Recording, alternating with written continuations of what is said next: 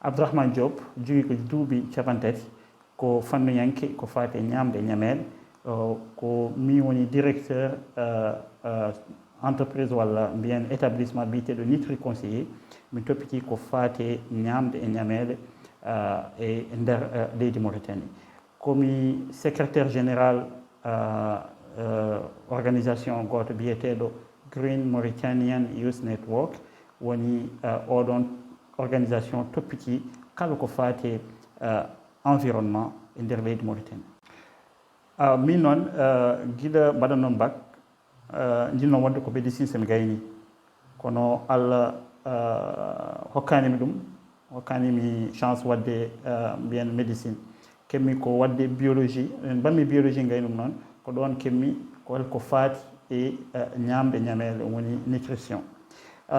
ɗum ɗon kadi waɗi kam wadde ɗum sibo ene ɗesi ɓadade seeɗa kala ko faati cellal yimɓe sibo kala ko neɗɗo ene ñaama so tawi manki ɓurti walla foti yiyeto koye ɓanndu muɗum yiyeto ko cellal muɗum donc ko kanum woni mbiyen base kala cellal neɗɗo mbaɗon nde fof donc ɗum ɗon waɗi kam mbiyen en mbawi wiide waɗi kam yidde wadde ɗum e ko wona ɗum ko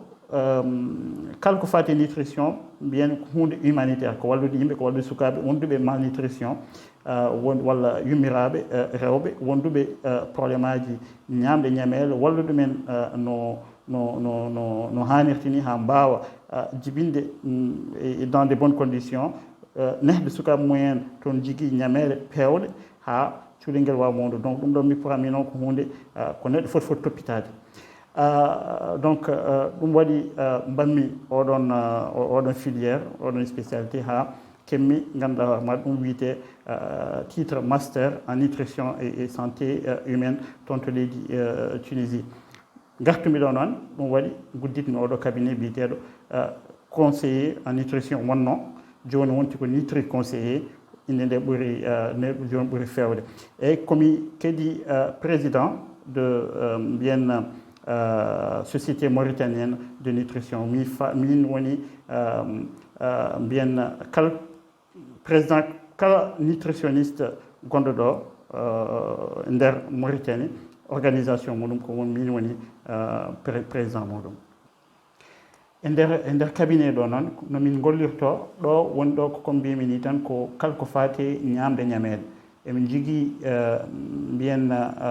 service aji kewɗi hono wiyete ni tan mi waɗi service biyeteɗo formation min mbaɗa formation ngaji kala ko fate ñamde ñamele nutrition et santé min mbaɗa kadi consultation ngaji kala jiɗɗo walla joguiɗo ñabbuuli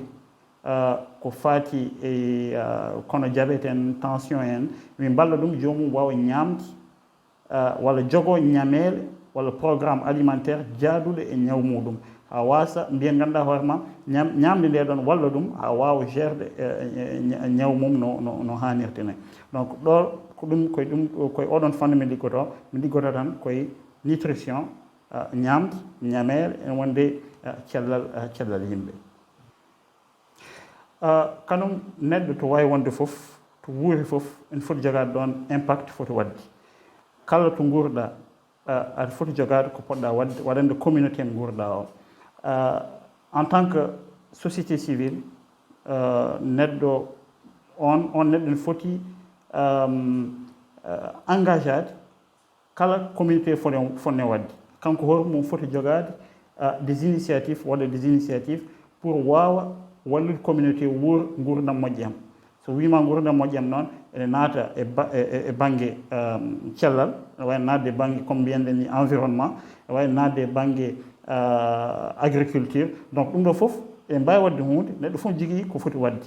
kala suka ko woni debbo walla gorko ene jogui ko foti wadde donc enen fof poti engagé ade pour communauté meɗen o mo gurɗa ɗo mbawen wurde gurdam moƴƴam donc hoto paden mbiyen état walla hoto paden des élus locaux pour mbawa wadde hunde enen koye men ko ɗon gurɗen donc eɗen poti toppitade communauté o ha mbawen wurde gurdam moƴƴam